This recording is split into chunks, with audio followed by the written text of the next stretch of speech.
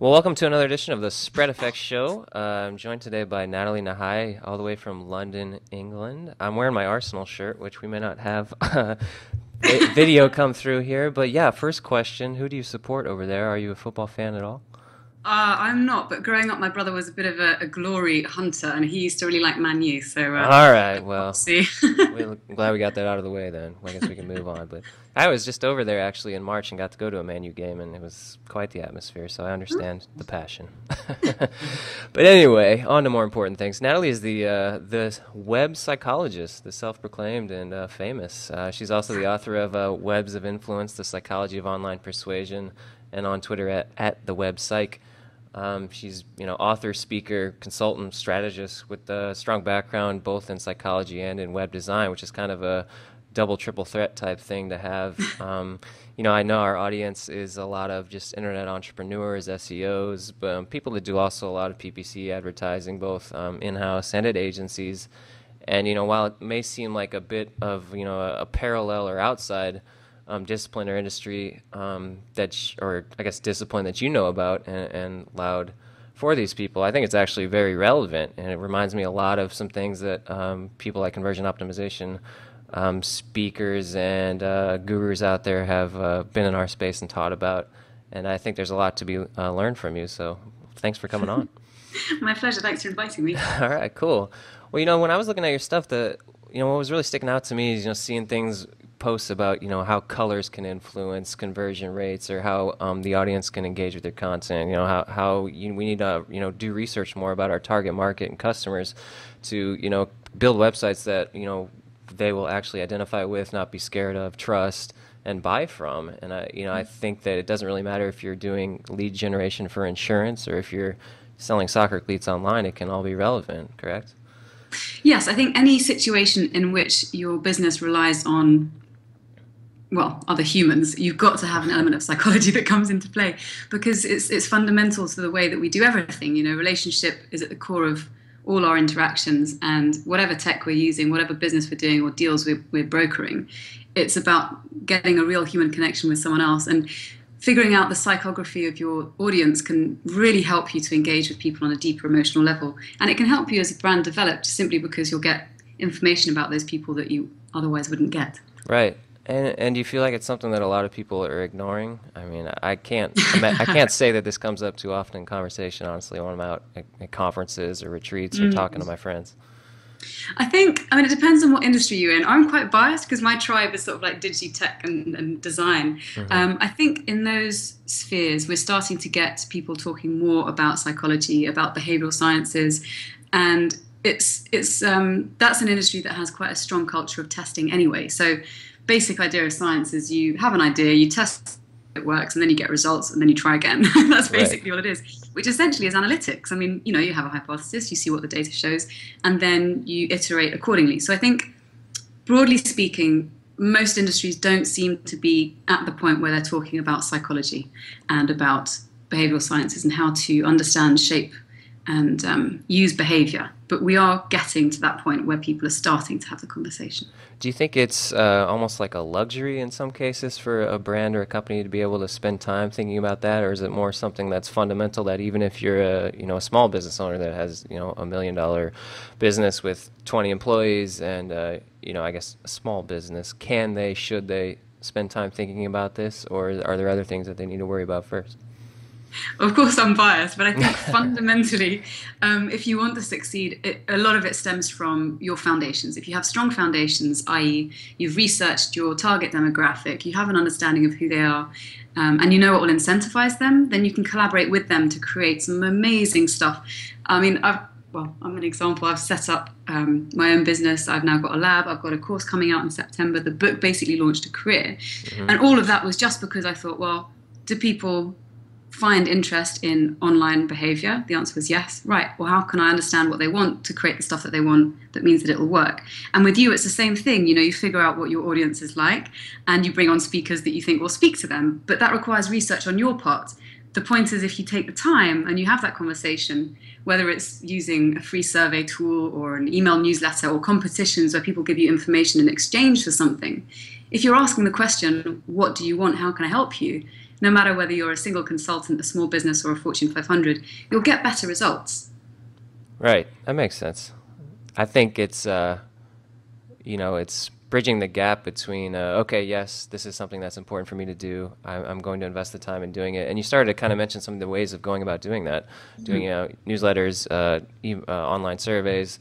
What's maybe a really effective, specific way that we can go out and do research as a small or medium-sized business owner to understand more about our audience that you've seen?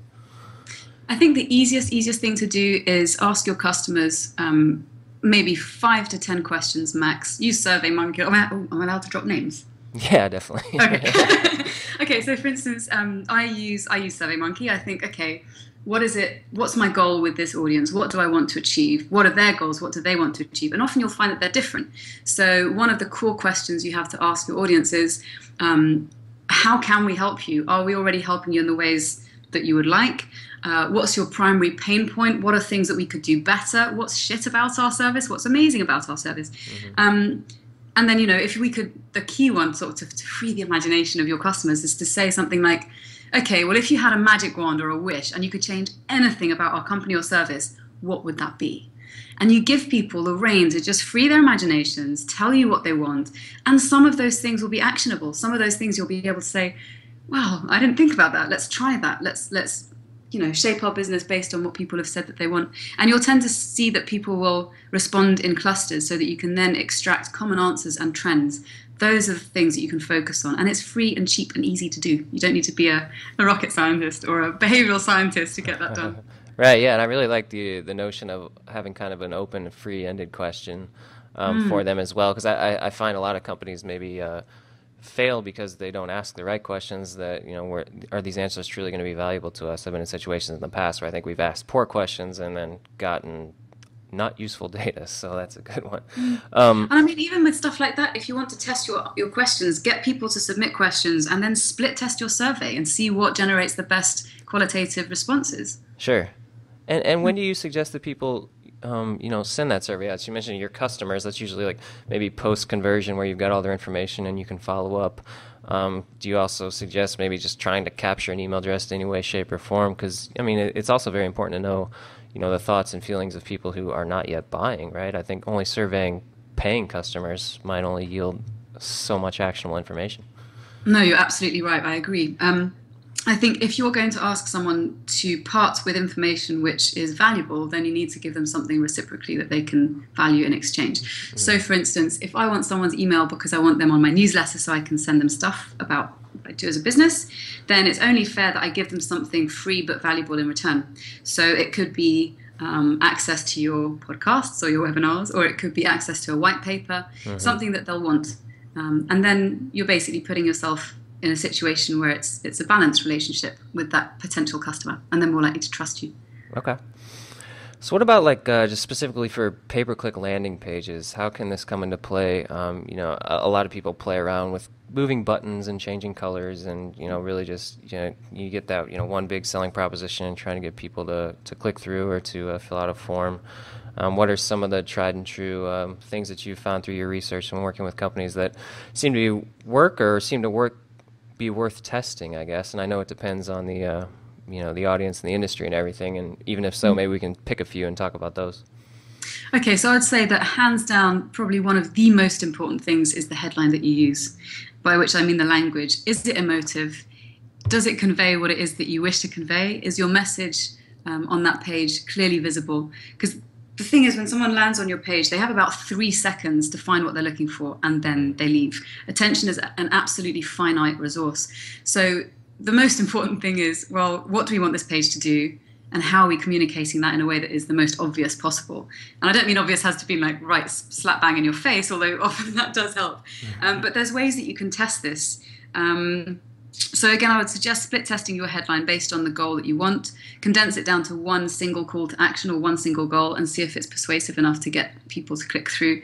And if you want help with optimizing your landing page for attention, there's a tool that I use which is absolutely amazing called iQuant, which is run by these neuroscientists. It was actually developed in academic institutions, and I think you can use it for free, but they will help you design a site based on where you want the attention to go.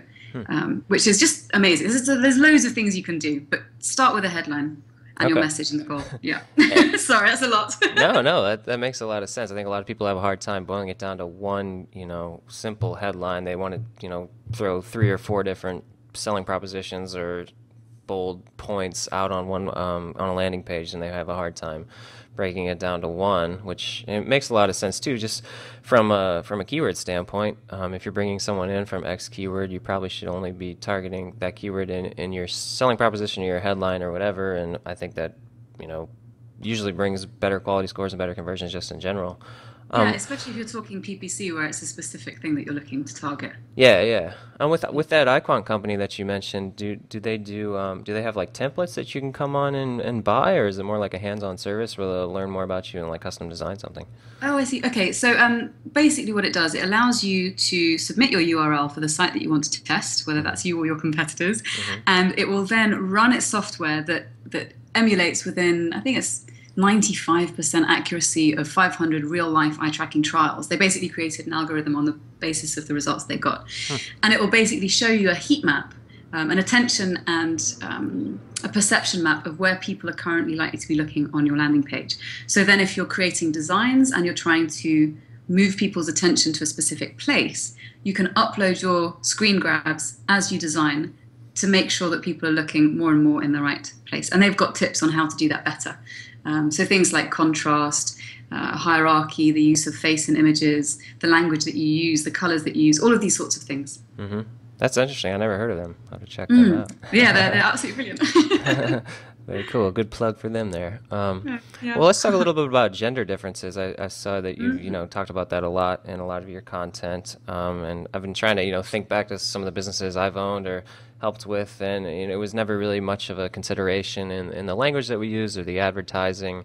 I think part of it was because I don't think we ever really thought about how much of our audience was male versus female, and we didn't really even know how we could maybe even segment them differently, like to target them, to know that X visitor would be more likely male or female. But talk a little bit about the value in recognizing those differences, and then some of the things that you can do to better effectively sell and speak to those customers. Okay, so first of all, I have to say, with any of this research, it's not a silver bullet, and it applies in most cases, but not all. Sure. So just to sort of preface that with a caveat. Typically, we find the greatest gender differences online in individualist cultures, such as the UK and the US and many of the Western European countries. So some of the differences you might find in terms of website preferences, and there's a weird, I'll tell you about the weird thing that I found with male designers, because they seem to fall outside of the norm. But in general, female users tend to prefer clean, uncluttered sites. They tend to be attracted more to a website's colors, and they prefer fewer sublevels. So essentially, a woman coming to your site, if she fits this demographic, is much more likely to want to find what she wants pretty straightforwardly, pretty quickly, respond to the images, get there, do the thing, and then leave. So it's a very sort of A to B kind of hunting mentality, if you like, for the female. For men, it's a little bit different. So typically, your typical male will be happy with sublevels to trawl through. He'll be happier parting with sensitive information about himself. So things like beyond email address, like their phone number, or their real name, or their postcode and their address. They're also more likely to prefer gamified sites like, is it IGN? Oh no, IGN, the gaming website. If you go on there, you'll find that it's pretty much obviously targeted towards men. But it's absolutely crazy. There's just so much activity going on. Most females would find that just a mess to look at. And yet males seem to gravitate towards that, and it's designed with them in mind. So those are just some of the things that differentiate male from female behavior in general online. Okay. And how can we, like, as business owners, better, split test or, split our marketing up to target those two different audiences? Because say if I own an insurance agency and, people come to my site organically and also via AdWords, what can I do? And I know that 65% of my customers are men and 35% are women, both in leads and then also policies. How can I best design sites and get the right looking sites in front of those two audiences? That is a very good question. This is where the difficulty comes in. I've not actually thankfully had to design something like that, because it's actually quite complex when you use these traits to start segmenting. based on, if you, the easiest way to do it, and I say easy quite loosely, is to observe people, so users, they get 50 of each, so 50 females and 50 males, or 30 females, 30 males, a large enough sample size for it to be representative, and watch how they interact with the site. So this could mean launching a competition where you say, okay, we want 30 users to come and help us make our site better. In return, we'll give you, 3 months insurance free, and you bring them in and you watch how they interact, and you track their eye movements, you track their mouse movements, you see how long it takes them to complete a task, you ask them qualitative questions like, how easy was it for you to find what you wanted? How did you feel about the experience? So you start drilling into the qualitative and quantitative experience, and then you may well find that there are different behaviors and experiences and usage strategies employed by both groups, both genders. If that is the case, you can then figure out how to segment these users based on their behaviors.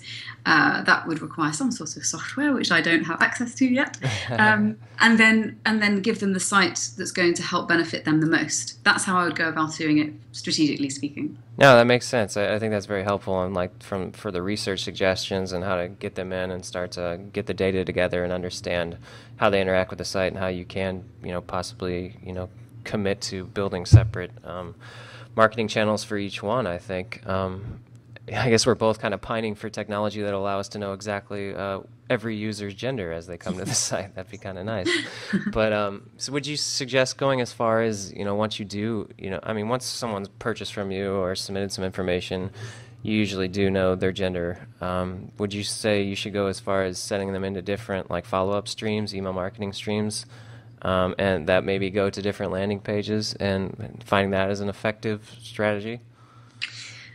I suppose, yes. I mean, my only hesitation with that, especially given that I'm in the business of behavior, is that there's that fine, delicate balance between personalization and privacy. And I think when you force someone down the wrong channel, or down a channel that they haven't selected for themselves, it can cause a lot of problems. So I think it's for each company to decide whether they want to take that policy. And I mean, when you use tools like Optimizely, for instance, and you have 2 or 3 different landing pages optimized so that each person, so I will continue to go to option B because that's what I'm presented, so it's consistent. Something like that could work, but then you have to have a policy or a statement in place if that girl then goes onto her boyfriend's computer with his IP address, with his login details to the same site and sees something different. Right. What do you say to that consumer then? So I think sort of proceed cautiously is what I would say, and test it. Always, always test. And tell people that you're testing. Say, look, we want to make this better for you. We found out that this will give you a better experience. Are you happy for us to deliver this to you? And give them the option. Yeah, I'm quite hot on transparency. Okay. Yeah, I think it's more just an awareness thing that is good to come across your materials and all the good information you put out there, to start thinking about this stuff more than anything, not to try to say, I'm going to come up with 10 new rules about how I'm going to market to certain genders, or these are the colors I'm going to use, or this is how I'm going to market to Mexico versus the United States. It's more of a greater awareness of it, the idea that you need to do the research first up front, and then kind of, take that back altogether, back to the drawing board and say, how can we improve based on all the things that we learn? Not, we have to have all these new things that are very specific and different, because like you're saying, there's always outliers and there's too many ifs that come along. Yeah.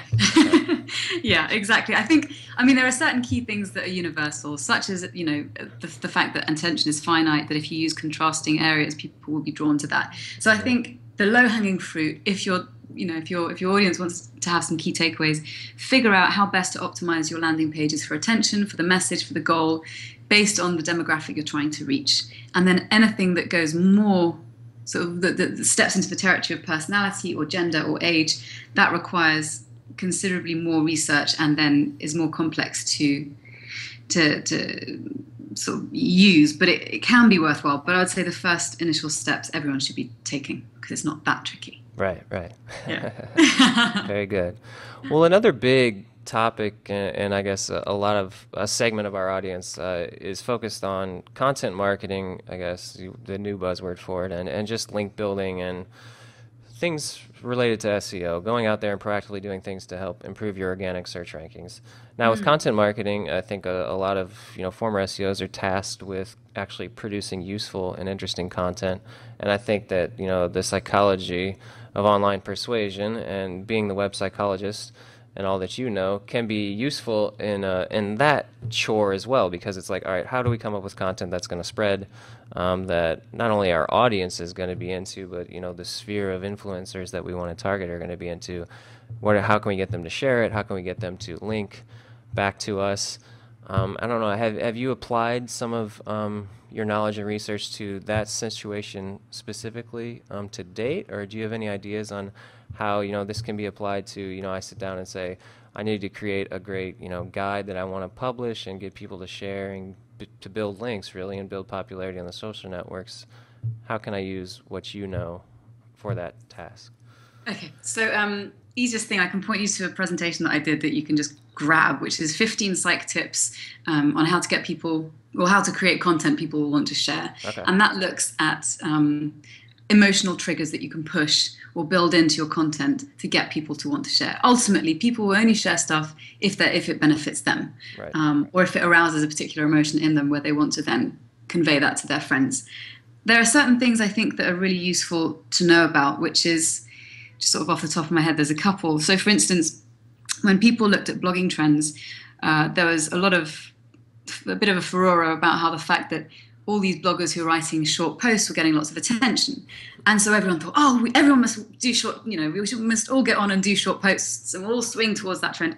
And we forget that actually, as humans, we do crave deeper engagement. Mm-hmm. So whilst the massive trend was to go along with what everyone else was saying, those journalists that continued to write really good quality, longer articles still gained traction, and gained traction more quickly and more sustainably than others, because they were still doing stuff that was qualitatively much better. Mm-hmm. So I think creating content that is well crafted, that has value for people, and that shows that you actually know what you're talking about.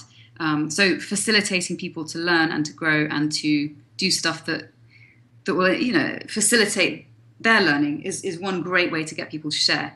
On the other hand, you have the kittens and naked things and people doing really embarrassing stuff on YouTube that also work. So it depends on what your goal is.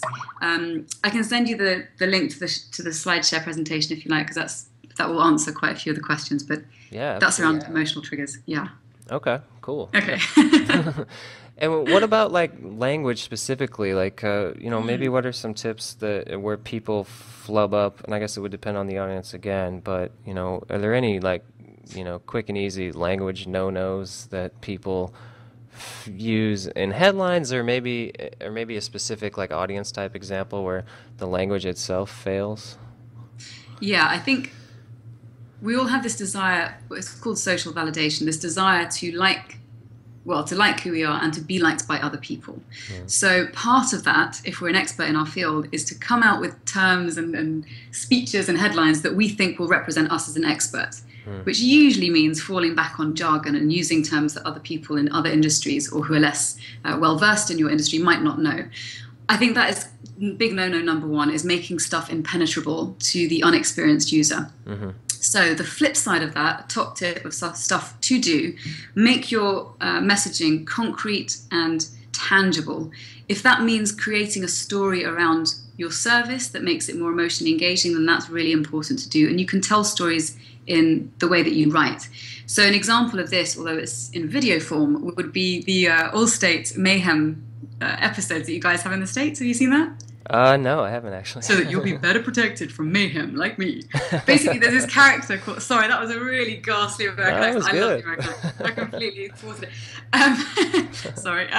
So if you Google in YouTube, I think Mayhem All-State Insurance, they basically personified mayhem or mischief and created this character that becomes really tangible, really concrete, so that it makes you realize why you need insurance in the first place, which is fairly intangible, and there's all this jargon around that. So that's an example of that in action. Another thing that you can do, which is really super simple, is to use the word you in your copy. Mm-hmm. Research found that, I think it was in Warwick University, that every year the person who would win the public speaking competition would have a larger number of the word you than the previous year's winner. And they found a correlation between how impactful the people watching the presentation found the presentation and the number of views that was used. basically the reason is because we tend to look out in our surroundings for stuff that's going to impact us personally. And so if I said, Nathaniel, this particular product is for you. We've got your benefit in mind. We've designed this around you so that you can do da-da-da-da-da to fulfill your needs, da-da-da-da-da, is a lot more interesting than, well, we asked our customers what they wanted and they said this, and so we've decided to create a product that does X, Y, and Z. It flies past your head and it doesn't even go in. Do you know what I mean? Yeah, no, I feel warm and fuzzy when you were saying my name and then you already. I was like, I'm down. I know, but it's hardwired. It's like we all respond to that. It's it's a funny one, that one. All right. So my partner and I, we've been looking at tour companies, like tour operators that, you like take, Americans to the Galapagos Islands every year on, on excursions, I guess, and group tours. And I wanted to kind of throw that one at you as a potential case study or something like that. If I owned a tour operator that took people on adventure travel to the craziest locations in the world, and we took a couple thousand people every year out there, what would be ways, or what would be maybe some things you would expect that would be useful for us to do based on the Web Psychologist outlook to better speak to our customers, to better market to them. I don't know, everything together. I kind of wanted to throw a case study out there and see what you thought. Okay, so you're asking me how best to create a website or change the website in a way that's going to engage with people who want a tour operator to provide them a package to the Galapagos, for instance. That's right, yeah. Okay. Okay, so I think when it comes to holidays, especially people who are going to be traveling, you've got to look at the motivation for why they're traveling. If you're looking at somewhere like the Galapagos, which is not that far from the States, but it's outside of the US, and not a majority of Americans travel, it's a minority, then you've got to look at the kind of behaviors that minority set exhibits and why they might be going there. So straight away you can say, okay, well, it's going to be people who have a certain amount of money. They're likely to be interested in conservation or in biology, because of the particular interest around the Galapagos Islands and Darwin. It's likely to be a trip of a lifetime because it's quite unique in the way that it is. So you're looking at people who value, possibly, I'm making it up as I go along here, but you're probably likely to be looking at people who have quite a bit of money to spend, who want a unique once-in-a-lifetime experience, and are fairly well educated, I would imagine. So given that that's probably your target demographic, and those are their sort of psychographic elements that you want to be looking at, I would say that you should use those as your starting points for all the content that you create on the site. So it might be a question of the leading image being of a couple, and they might also be older Americans because they've earned some money and they've found out about the Galapagos and they want to go. So you might use couple images of 50 to 60-year-olds who are, they look fairly healthy, they look fairly well, they've got glasses because, I don't know, for some reason that pops into my head. They're wearing a particular outfit, they're taking an interest in the tour guide, and they're looking at a tortoise, for instance.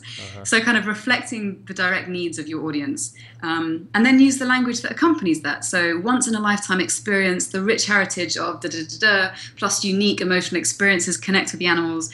All this sort of stuff you can build in once you realize why people are going in the first place. Right. That was awesome. There you go. Free consultancy. I know. I want to squeeze one in for myself. But you get how you can build a picture. It's sort of, And use you and all the language with those. And absolutely. You put your customer at the center of your business.